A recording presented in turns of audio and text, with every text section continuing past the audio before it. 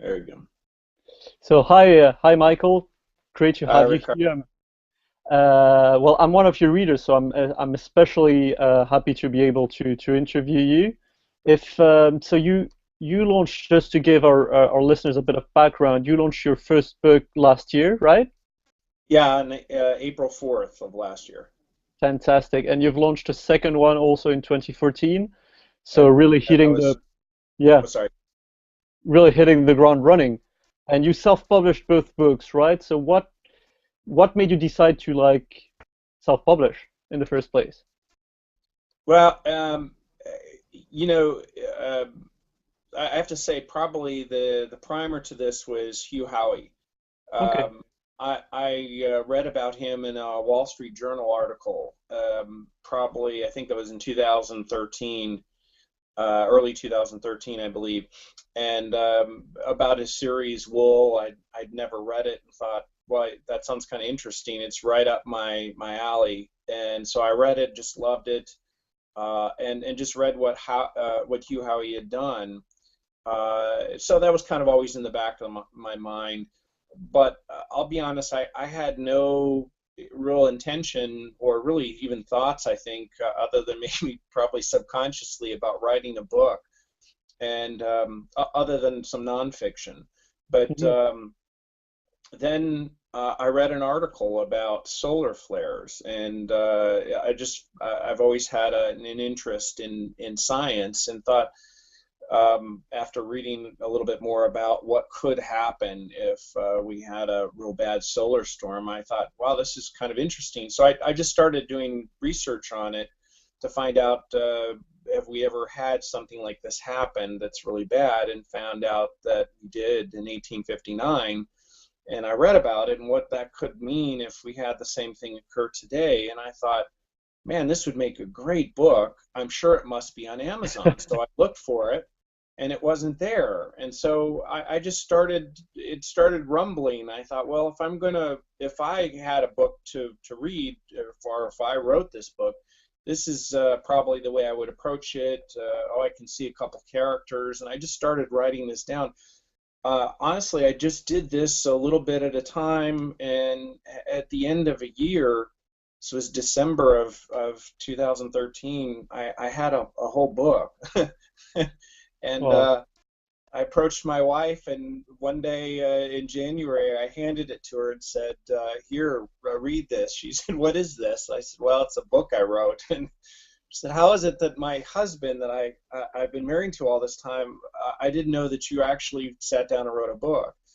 And that's just kind of how it happened. She it turns out she loved it and was very encouraging, and so that's when I really started to think about publishing and what it might be like, and getting serious about it. I see. So it's really been like the wonderful the dream story for you with self-publishing when you launched a book. But I mean, you also worked a lot on the pre-launch marketing and did a lot of things that I don't see many authors out there do. And so do you think it's because, before we dive more into these issues, do you think it comes from your background as I think someone who's worked with technology before, maybe startups? Sure. No, I know I approached it kind of differently, but it was sort of the idea of, once I knew I was going to publish a book, I just immersed myself in everything about self-publishing. I read book after book after book about self-publishing, what to do, articles. And then, being I've founded a few different companies, and the current company I still run it. Smallbiz.com is a company I've had for a while, and so we're technology based, internet based. I decided that I need to probably approach this from the same kind of viewpoint. I found Google Plus, was always a big believer in it. Thought it Yeah. was, there must be some sort of connection to other authors, and so I kind of sought that out too, to try to understand how other people came about it.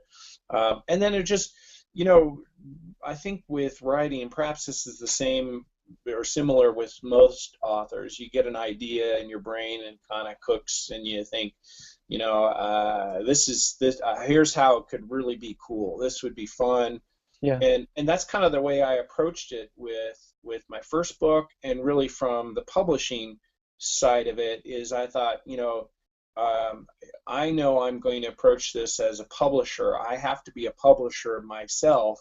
I'm not going to have someone else do it. So how can I really make this successful?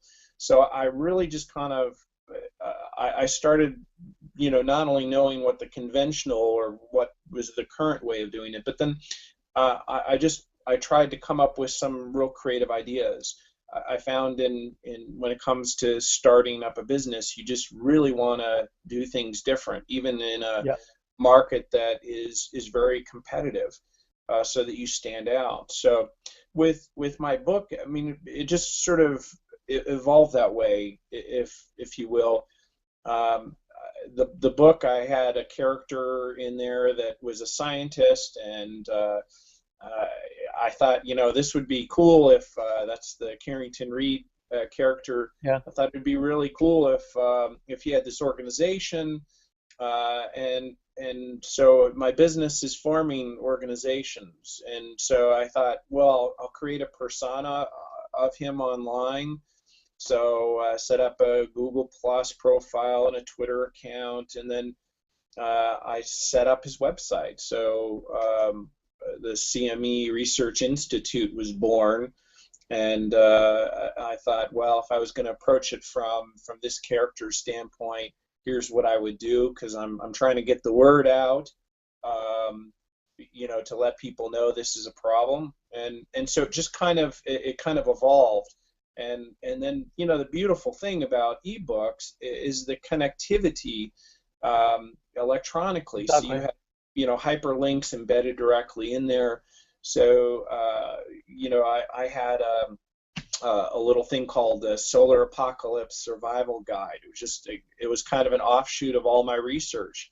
And I thought, it would be kind of cool to connect that into the book. So I did, and it's been kind of amazing, because just from that book, I've not really put it anywhere else. Somewhere around 1,200 people have downloaded that little free Wow. booklet. Yeah. And, and then most people seem to believe that the CME Research Institute is actually real. I've gotten a couple media inquiries, and not sure how to deal That's with those. amazing. Anyway, that's kind of how that whole thing started. Yeah, no, and I really like that because I mean, you take a technology approach to it and see an ebook with all the possibilities it has, not as like an electronic version of a paperback. And that enables you to create a whole universe around the book and almost embed it into something bigger. And as you write in kind of sci-fi dystopian, with a lot of actual scientific facts, you can create this kind of world where you don't know if it's real or not, and you end up the book with a quite worrying note explaining that what happens in the book could actually happen in the next 10 years. Hmm. So I think it's definitely something that a lot more authors should do, explore the possibilities of ebooks to create something bigger than the story. I agree. And more should do it. And I've seen a rare few authors actually do some sort of connection. And the thing that we have to remember, it's so easy now to set up a website, a web presence. So you can Yes. set up a web presence for one of your characters. I have a GoDaddy Unlimited account, and it costs me a couple $100 a year, and that's it. And so for the price of a domain, I can set up a website in maybe an hour or so, a WordPress website, and you can make them look professional. I'm not saying that mine are the best out there, but you can certainly set up a presence, and then it's easy enough to embed a link in your book. And freebie stuff is something that people love. If you can get something Definitely. for free, people will download it. and hopefully we'll talk a little bit more about that in the interview about building your platform, because I think Yes. that's a primary thing. To me, that's one of the two most important things when you're approaching your book and trying to market it. Yeah, no, definitely. I was going to get to that, and before, no, it's actually just about that because I think you created your website around 6 months before the launch, something like that. So how do you create a platform before your first book? How do you do like pre-book marketing? How do you get people interested when you don't have much to show, let's say? Well, to be straight, when I set up my author website, the mlbanner.com website, uh, probably, yes, maybe it's been about 6 months before I launched, maybe not quite 6 months, Mhm. but frankly, I had no one coming to it, and Yeah, okay. you know it's I see a lot of websites in there, and people seem to be confused about what their purpose is. And my sole purpose with the website, I realized right from the get-go, was to acquire a mailing list, a subscriber list. So um, what I didn't do on the first book, I did on the second book, and am doing now. So I won't say or make it seem like I had all the answers, because I didn't. It was trial and error, like I think we all approach this. Of But course. I set up the platform because I knew I would need that. I knew that was the goal, and really until I launched my first book, I think I had 2 or 3 subscribers, and that was it. Okay. Uh, and frankly, I think they were mostly my friends, so all 2 or 3. So, um, but it was the primer of this. So that was sort of the first step. That I set up the website of my character, and I set up a separate website for the book series called StoneAgeSeries.com. So I set up those 3 websites kind of simultaneously, and started building the platform, because the platform had to be there when I launched the book, and that Right. was sort of my thinking. I also wasn't really concerned about the launch initially. From what I read, the big thing was get the book out. Don't worry about the marketing part. I've since kind of changed my thinking on that with book 2. To me, it was all about the launch, and it seems like a lot of authors don't really concern themselves much with the launch. But I think to get that primary thing, to me, the most important thing, I think we'll all agree, is visibility. So Yeah. how do you get the visibility? So definitely, I approached it differently. But I would say, if if you have no platform or no following, if I were to approach this again, as I said in the Hugh Howey post, I wish I could kind of go back in a time machine and say, here are the things that you need to do. So, I would definitely do like I did, is set up the platform. Um, then, with the platform, you can put in your back matter links to your platform, which I Yeah. did. Um, then, to me, a big part of getting the book launched is trying to get your reviews in line. So now most reviews are just a condition or result of sales. You Yes. look at reviews, you're basically going to get one review every 50 to 100 sales. So you're going to kind of have the sales to get that quantity of reviews that we all want. But you can get the people ready for pre-reviews. Now, it's a lot easier once you've got a following, of course. Yeah. But to get started, I would go in probably with the Google Plus communities, Hmm. as well as Goodreads communities. And that's the other thing too, is I set myself up on Goodreads, although it's hard to really do anything until you have a book. But you can immerse yourself from the reader standpoint into the Goodreaders community, and once you have the book ready, you can ask for people to do an advanced copy review, and there are plenty of people out there. If you're writing a book that's going to entice people to buy it, if there's some visibility, then surely you can entice a half a dozen people to review it. And I think then you kind of plan along getting the book launched. Amazon does a cool thing with the pre-orders, because Yep. you can set your book up with pre-order, and so now it has a presence. You have a product, even if your book isn't necessarily ready. You just have to don't miss that deadline, because you're you're stuck in Amazon darkness for a year if that happens. But you can set up the pre-order, and then you could go to Goodreads and tell everybody about, hey, I've got this book that's coming up, and I need some advanced reviewers who's interested, and you will definitely get some people. The Google Plus communities, there's a couple wonderful writers communities in there, and readers communities. You can certainly get set up there to get your pre-reviews all kind of lined up. And then, to me, launch time, the big thing is visibility. You just got to have the visibility, and if you're a brand new writer and you have no following, that means you're going to have to do something to get into the Yep. Google algorithms.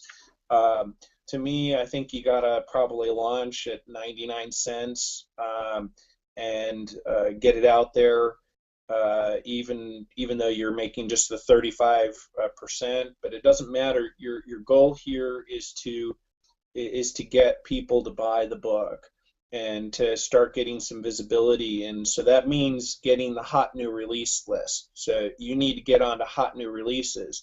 That's the most important thing. So as I said in the Hugh Howey post, there's some things you can do to kind of focus on that. But that's kind of how I would approach it, No. as well as to get followers. The other thing that I think people need to do is do some giveaways. You can build up a follower just or readership list just by giving away stuff. Give away books like other people's books, and just to build up that readership list, especially within your genre. So there are a lot of things you can do even if you don't have a following, but that's part of being planned and focused on doing that. Yeah, no, I like the idea of book giveaways because that's indeed something that you can do before you have your first book out there. And it goes back to the point of like collaborating with other authors within your genre to help promote your book because in the end they're not going to be competitors. There's so many books out there. You cannot see the people who write in your genre as competitors, but they can be collaborators, right? Absolutely. I'm, as you know, I'm a big believer in the collaborating with other authors in your genre. It was, in fact, in the G plus community, another author said, befriend somebody in your genre, Yeah. and it was that idea that kind of grew. So I took it exactly to heart. There are a couple authors in my genre whose books I've read that I loved, and so I contacted him directly. I wrote a review on my platform and contacted him and said something like, "Hey, fellow author, I just read and reviewed your book. Enjoy your work. I'm just getting my book off the ground. Do you have any suggestions? What's worked for you? You may not have a lot to give in that Exactly. relationship, but the big thing is build a relationship. It takes some time, like anything. You're just trying to start to nurture that, and then once you've nurtured that, especially if you're doing a lot of other things, then I think it's a pretty easy step to start asking, hey, would you mind considering looking at maybe doing a review of my book? Um, hey, I'm going to run a countdown on my book. Would you mind telling your audience? Yeah. And likewise, when you're running a countdown or some special, let me know and I'll tell my audience. My audience might be 10 people at that point, but I'm going to really tell them that you need to buy this book. So that kind of grows. One of my first relationships is a UK author, and we're actually going to collaborate and co-write a book within my Stone Age world. So Fantastic. that's something that just kind of grew from almost a year of corresponding back and forth and trying to help each other, um, with each other's marketing. So I'm just a big believer we need to look at, and this is unique, I think, in this world that we're existing in, the writer's world, that these people that are trying to sell their book in the same genre are not our competitors. And the great thing is they already have developed their platform. They already have a readership, a following, and it's amazing just having them tell their readership that, hey, you need to check out this author's book. What a big difference that is. So you can Exactly. definitely collaborate together and grow each other's readership by working together. Even if you're a young author that doesn't have as much to offer yet because you don't have the successes. And the other thing, and I think you've seen this, most authors, especially those that have done well, really want to share that with other authors. They kind of want to take other authors under their arm, especially if you're willing to learn, willing to listen, Yes. and try some different things. And I found that. I mean, look at Hugh Howey. He's a perfect example of that. So there are many like that that just that are willing to embrace you and welcome you and help you and give you ideas. So best thing to do is make their acquaintance. Start with that first email. No, I totally agree, and especially since the beginning of self-publishing and this whole independent movement where like authors have found out that they could do things on their own and they've wanted to share that amazing story that you can be an author on your own, basically. And but the important thing here is that even if you don't have a lot to offer, you have to start by offering something, right? You cannot reach out to an established author saying, please review my book or something like that if you don't review their book first or do Right. something for them first. Yeah, and I think it's a mistake to approach him immediately with what can you do for me. Exactly. Um, the only exception to that is um, what has worked for you. That's a different question. And again, most are, I think, going to be very receptive and willing to answer that question. They're willing to help. So I would definitely approach that and build the relationship. It's like anything else. I mean, you're not going to on the first date take your date to meet your parents. So uh, Yeah. that takes some time. So I think it's very important to approach that as well. Learn from the person. Ask questions. Don't be a bother, but be a help. Maybe monitor their book. I find I'm kind of a data person. I think coming back from, I don't know if that's IT so much, is just I love data.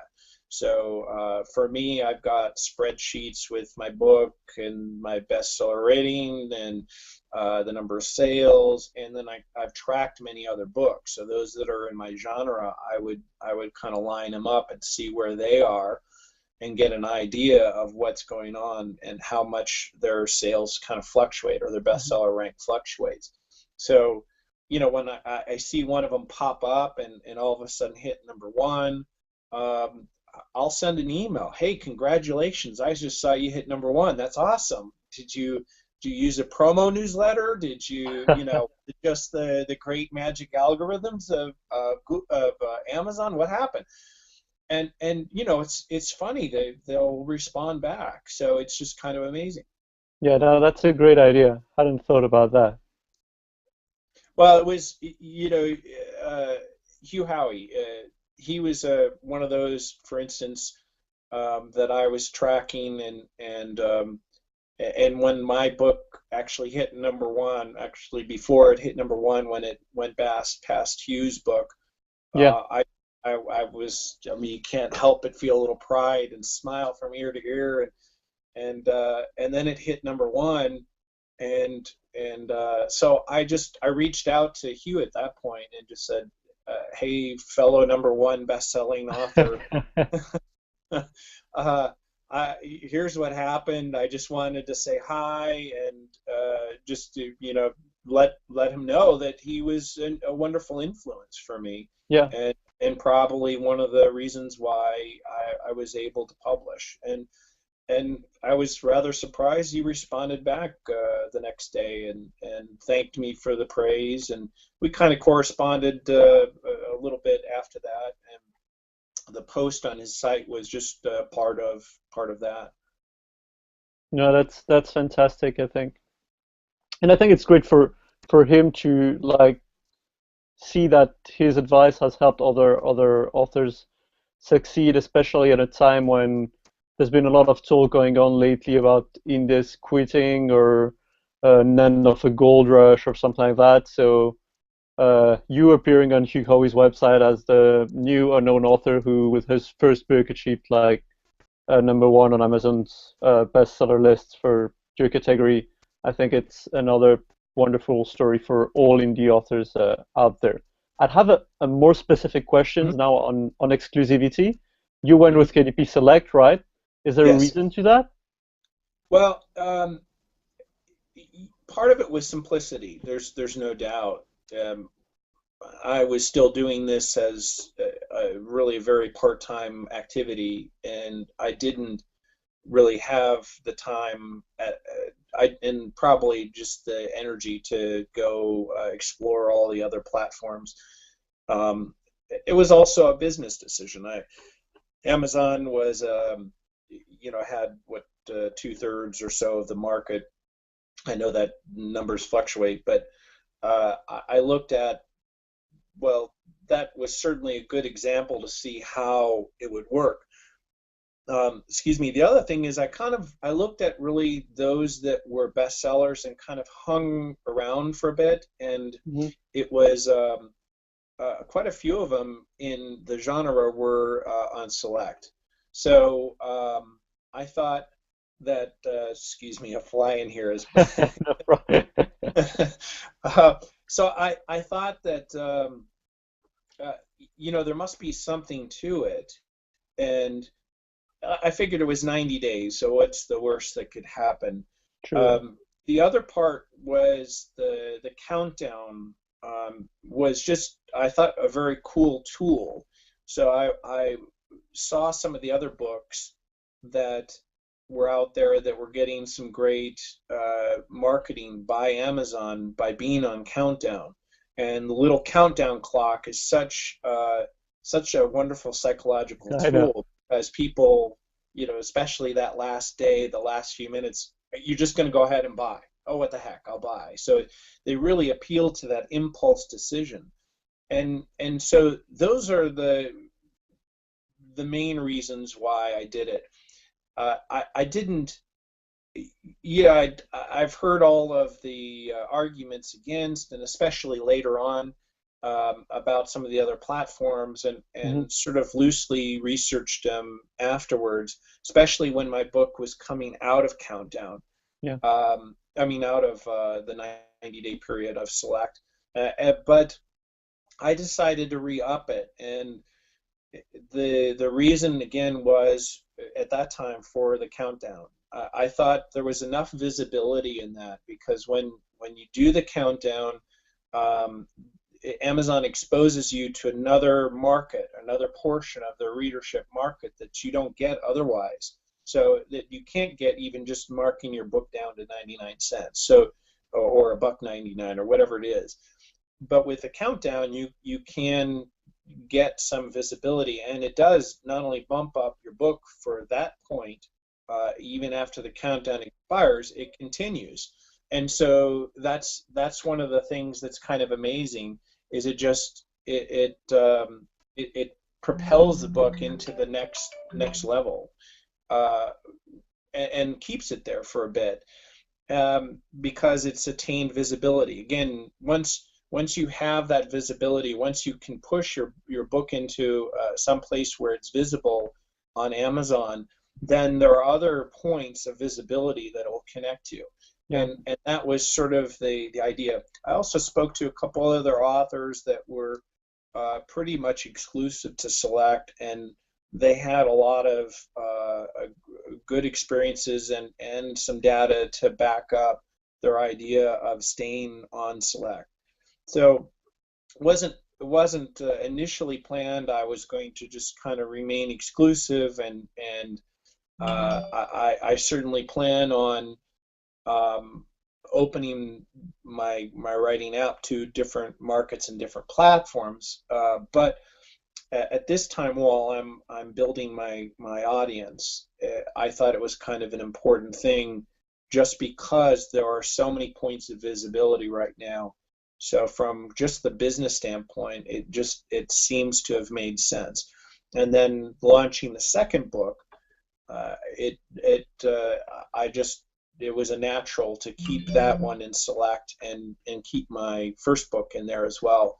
And Yeah. then that allowed me to continue to do again the countdowns, and now we can stagger them with two books. So certainly three or four even makes it easier. And then really, I think, although it's gotten a lot of bad press, again, the Kindle Unlimited, Hmm. it's certainly an untested thing.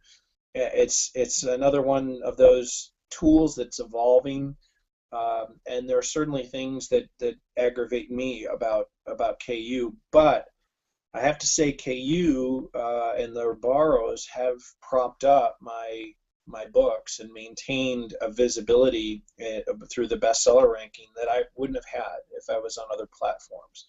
And I'm not sure yet, because the other platforms, from what I've seen, gaining visibility seems to me a very difficult thing unless you're really, really working it. They just don't. I'm kind of surprised, frankly, that Barnes and Noble, and some of the others are Apple, are not really copying or mimicking some of the things that Amazon does very well to get people's works in front of readers. And so I think they're handicapping themselves because of that. So I'm not, this is an always changing market. It's a moving target, and I think you always have to look at what tools are available to you as a self-publisher, and you have to go with what works best for you and your following, um, and your particular situation at that time. Yeah, exactly. And what you're comfortable with afterwards. I mean, Hmm. the simplicity factor was the number one you stated, and I think Yeah. it's a very important one too, because it's true that it's possible to be visible on other platforms, especially Apple, but it involves a lot of work, a lot of reaching out to the people who work in those companies, whereas Amazon is much more direct, much more automated, and yeah, better constructed. That's for sure. But I Well, think that's going to yeah, change. That will definitely change. The thing that's wonderful about the entrepreneurial side of this is that there are always going to be new players that are going to for sure. renovate and lead the charge and change the market. Um, Amazon has done it. They've done several things very well. They've done things very, very poorly as well. So what we can do, and the important thing for me, and I think for all of us as authors, as self-publishers, is we have to build our audience, and still maintain our visibility. And the thing is, if Amazon were to fold today, I have a nice group of followers, of readers that follow my work, and I know they'll come with me to wherever I go, because I have control of their emails, and so I can always Of course. market them, and I think that's kind of the important thing. So we just always need to do that, and then we always need to look at what can we do to improve and get our books out there. So excuse me, Totally but new. No, no, I I agree. And it's the whole point of like using the tools that are out there, like Amazon, but not being used by them. So you use yes. Amazon to get visibility, Hmm. and once you have that visibility, you put something in your book and in your platform that was going to capture the readers that come to Amazon, so that if one day for some reason you don't want to be with Amazon or stay with Amazon, you still get the visibility that you earn through Amazon. and that's very Exactly. important. Yeah. Exactly. I have one last question Mhm. for you. What's next? Book three? Maybe audiobooks? Foreign writing? Well, I definitely book three is one of those things I've got it all outlined and I've started it, and but there are other things in between that I'm wanting to do. So I had launched a short story, about Nice. one of the main characters, Max, and I made that as a freebie just exclusively to the readership who'd signed up for Fantastic. mailing list. So that was sort of my Christmas gift to readership, and I worked hard to get that ready and out. It came a couple days late, under their Christmas trees, but sent it out to everybody, and that was kind of a unique short story because it won't stand alone. It really is. It's almost like just material that came from the book, but it was kind of written after. So it was sort of an exclusive thing. I've got another short story. It's almost probably more novella size, Hmm. that's going to come out in about a month or so, and that's kind of an offshoot also in the Stone Age world.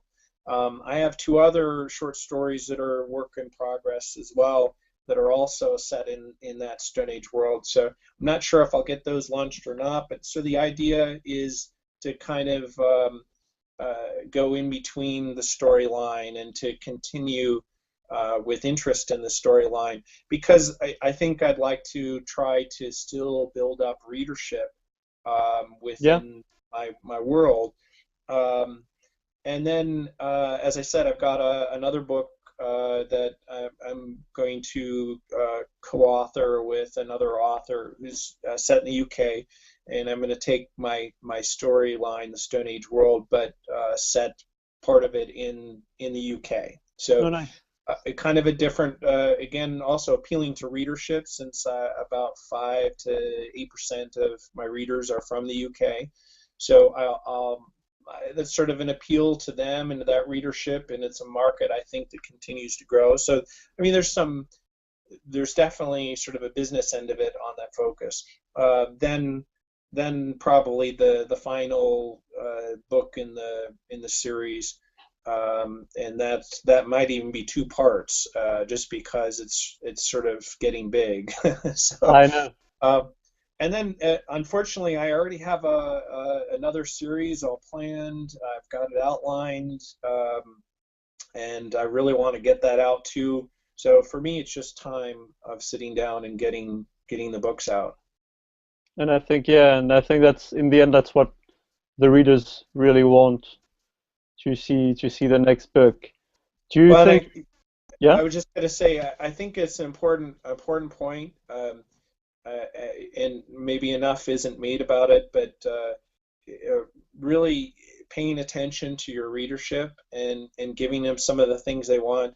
I've read about some authors who say that, I don't read any of my reviews. Mm, I just ignore them, and I think that's wrong, because the reviews are coming from readers, and these are your people that most of them want more, or they're looking for more. Maybe you didn't deliver on it.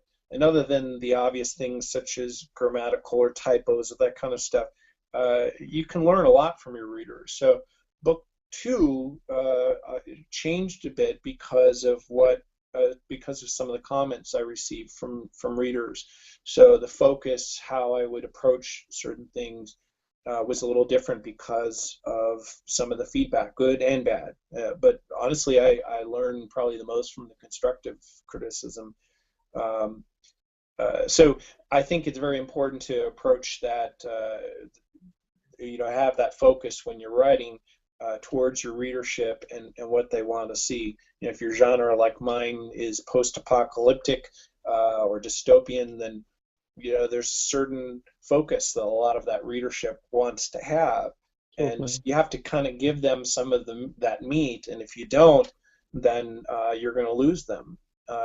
So I think that definitely has to be part of your focus as well. Agreed. Pay attention to your readers. Yep. Well, thank you very much, Michael, for this interview. It's Thank been you. a pleasure having you. I look forward to reading the second book, Desolation. And well, let's keep in touch. Yes. Love to do this again, maybe next year or when you have book three to see what you've learned from your successful launches, because I know that even even for indie authors who succeed with their first book, there's always a learning curve, and you always get better at doing a lot of different things. So Yes, you always have to keep on learning. There's no question about exactly, that. Thank you, Ricardo. I appreciate your taking the time as well. fantastic. Well, thank you. Bye. All right, bye bye now.